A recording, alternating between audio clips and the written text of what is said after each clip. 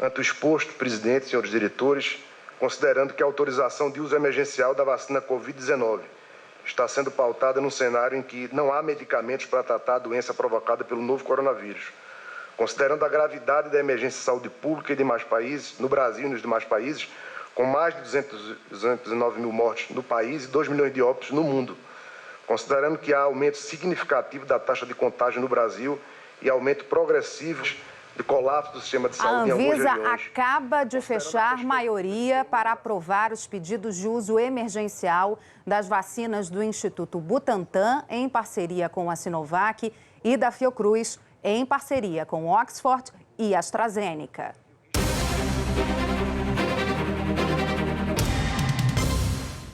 Justifica o seu uso neste momento, voto. Essa reunião começou às 10 da manhã na sede da Anvisa, em Brasília. Tem a participação dos 5 diretores da diretoria colegiada da agência.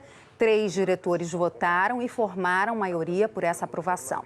Eles seguiram a relatora Meiruzi Freitas e condicionaram o uso emergencial da Coronavac à assinatura de um termo de compromisso entre o Instituto Butantan e a agência. Durante os votos, eles deixaram claro que as vacinas são seguras e eficazes em prevenir a doença. E a gente lembra que faltam ainda os votos de 2 diretores. A decisão do colegiado só passa a valer depois que a ata da reunião de hoje for publicada e o termo de compromisso for assinado. No entanto, não há necessidade de que essa publicação aconteça em diário oficial. Pode ser, por exemplo, no site da Anvisa. O Brasil já tem 8 milhões de doses de vacinas com uso emergencial autorizado.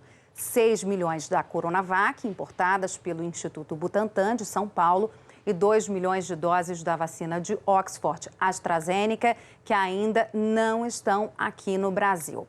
A gente vai agora a mais detalhes com Marina Francischini, que também desde de manhã está acompanhando essa reunião da Anvisa, da diretoria colegiada. Boa tarde para você, Marina.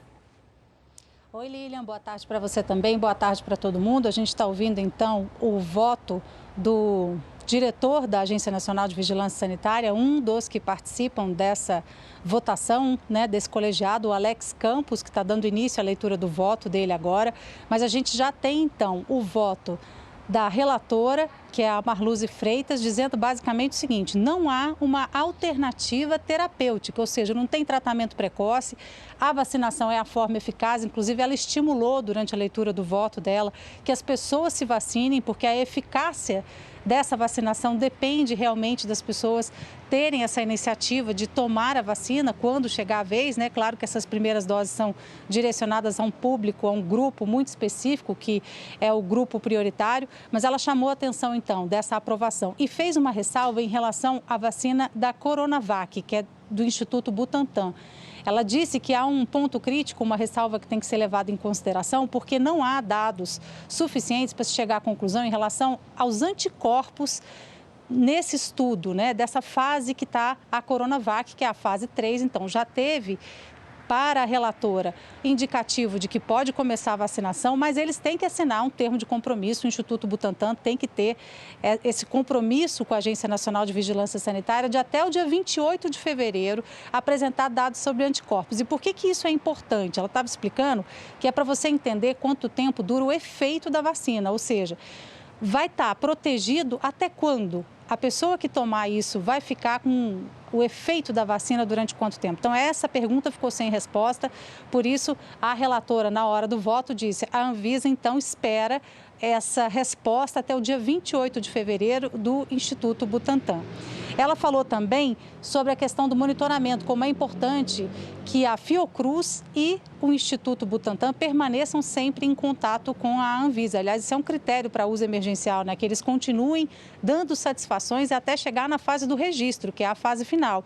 Esse pedido que está sendo autorizado, agora estamos no 3º voto, é um pedido de uso emergencial, E ela estava explicando que o uso emergencial é importante porque não há outra forma de prevenir nem de diminuir a gravidade da Covid-19. Por isso, a importância da vacinação. E sabe o que ela chamou muita atenção também? Em relação à importância das medidas de distanciamento, que a gente tem essa proteção do uso de máscaras e pensar sempre também na coletividade. Não é só uma proteção individual, não. É uma proteção para a sociedade. Então, a importância que as pessoas, de fato, quando chegar o momento, tomem essa vacina que vai ser aprovada para uso emergencial. Então, estamos ainda no terceiro voto, são 5 diretores que tomam essa iniciativa. Logo no início, a área técnica resumiu por que eles acham importante fazer a liberação do uso emergencial e explicando, entre outras coisas, que há incertezas, há riscos, como agora eu citei essa questão do termo de compromisso com o Instituto Butantan, mas que os benefícios superam esses riscos e incertezas. Por isso que é importante que se dê início à vacinação o quanto antes. Então, todos eles até agora chamaram a atenção para o momento grave da pandemia, do aumento do número de infectados e também é esse condicionante, que esse monitoramento continue, que as satisfações sejam dadas a todo tempo, tanto pela Fiocruz quanto pelo Instituto Butantan. Então, no início da reunião, logo quem falou foi o gerente de medicamentos e ele listou essas incertezas, esses riscos, né, que é preciso levar em consideração na hora de liberar essa vacina. Então, o segundo diretor a votar, que foi o Romilson Mota, agora há pouco, ele falou também sobre esse contexto de uso emergencial, né, que a vacina ele considera que é a forma mais eficaz de prevenção e que o momento que a gente está vivendo agora de pandemia é muito grave e chamou a atenção para o indicativo de colapso no sistema de saúde. Esse foi o último diretor a votar antes de Alex Campos, que agora está com a palavra nessa reunião da Agência Nacional de Vigilância Sanitária, que começou às 10 horas da manhã.